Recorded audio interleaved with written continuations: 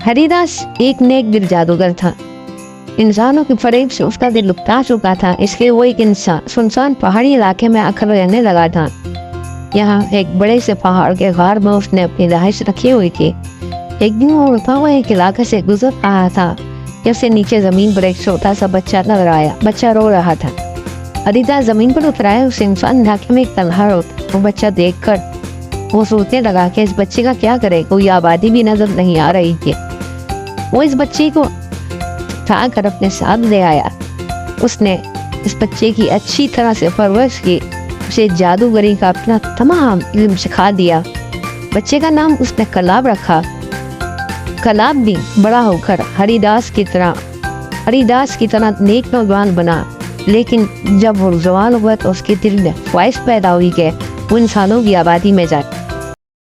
कलाब जादूगर अपने उस्ताद हरिदास के पास गया और उससे अपनी ख्वाहिश का इजहार किया कि वो इंसानों की आबादी में जाना चाहता है, इंसानों को करीब से देखना चाहता है। पहाड़ों के दरमियान रहकर वो पा चुका है। हरिदास ने कलाब जादूगर की बात सुन उसे समझाना चाहा कि वो इंसानों के दरमियान ना जाए। इंसान नायक की पुष्कर है, वो अपने फायदे के लिए कुछ भी कर गुजरता है। यहाँ पहाड़ों के दरमियान सुकून से रहे। लेकिन कलाब जादूगर ना माना। आखिर कलाब जादूगर जीत के आ गया। हरिदास मजबूर हो गया। उसने कलाब जादूगर को इजाजत दे दी, लेकिन साथ ही ये भी हिदायत कर दी कि इंसानों को होशियार रहना, उनके फरेब में न आना और मुझसे राब्ते में रहना। हरिदास ने कलाब जादूगर को एक अंगूठी दी और कहा कि इसे पहन ले। इसे जब भी कोई मुश्किल पेश आए तो अंगूठी पर अपनी जुबान 2 बार रखना, मैं उसकी मदद के लिए आ जाऊंगा। कलाब जादूगर अपने उस्ताद हरिदास से इजाजत देकर इंसानों की आबादी में आ चुका था। ये कच्ची बस्ती थी जहां वो घूम रहा था। उसे इंसानों के दरमियान घूमने में बड़ा मजा आ रहा था। वो आते जाते लोगों को देखते हुए आबादी में टहल रहा था। अचानक चलते चलते उसकी टक्कर एक सांड-नुमा शख्स से हो गई।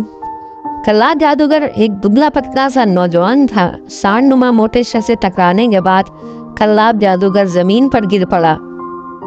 अबे नजर नहीं आता है, अंधा है क्या? गलती हालांकि सांड-नुमा शख्स की थी, लेकिन वो कलाब जादूगर पर चढ़ दौड़ा। कलाब जादूगर खड़ा हुआ और अपने कपड़े झाड़ता हुआ बोला, माफ करना जनाब, लेकिन गलती आपकी है और आप मुझे ही सुना रहे हैं। अच्छा, मेरी गलती है? अभी एक कान के नीचे रखूंगा ना तो खुद ही समझ आ जाएगा कि गलती किसकी है। कलाब जादूगर समझ गया कि सांड-नुमा शख्स अपनी गलती नहीं मानेगा और वो उससे उलझना नहीं चाहता था। लिहाजा उसने बेहतर यही समझा कि अपनी गलती मानकर चुपचाप निकल लिया जाए। उसने सांड-नुमा शख्स के सामने हाथ जोड़े, अपनी गलती तस्लीम की और खामोशी से निकल लिया। वो आगे निकल आया। ये छोटा सा मैदान था जहां से वो गुजर रहा था। बच्चे मैदान में खेल रहे थे। अभी वो थोड़ी दूर ही गया था कि उसकी कमर पर जोरदार तरीके से गेंद आकर टकराई। उसने मुड़कर देखा, एक बच्चा दूर से उसे इशारा कर रहा था कि वो गेंद उसकी तरफ फेंके। कलाब जादूगर को हैरत हुई। गेंद उसकी कमर पर बुरी तरह से लगी थी और बच्चा माफी मांगने के बजाय बेशर्मी से उसकी तरफ इशारा कर रहा था कि वो गेंद उसकी तरफ फेंके। उसने हैरत से बच्चे को देखते हुए गेंद उठाकर बच्चे की तरफ चाल दी और आगे बढ़ गया। आगे एक बूढ़ा आदमी अपने गधे पर सवार जा रहा था। गधा बहुत आहिस्ता चल रहा था। बूढ़े ने गधे को 2 छित्तर लगाए। गधा बेकाबू हो गया। गधा बेकाबू होने के बाद कलाब जादूगर से टकरा गया। कलाब जादूगर मुंह के बल जमीन पर गिर पड़ा। गधा आगे जाकर रुक गया। कलाब जादूगर भी कपड़े झाड़ता हुआ उठ खड़ा हुआ। उसने सोचा, बूढ़ा आदमी जो अभी तक अपने गधे पर सवार था अपनी गलती की उससे माफी मांगेगा, लेकिन ऐसा नहीं हुआ। बूढ़े आदमी ने अपने गधे पर बैठे ही गर्दन घुमाकर कलाब जादूगर को देखा और बोला, अगर रास्ते पर चलना नहीं आता है तो घर से बाहर ही क्यों निकलते हो? तुम्हें पता नहीं कि रास्ते में एक तरफ होकर चलते हैं?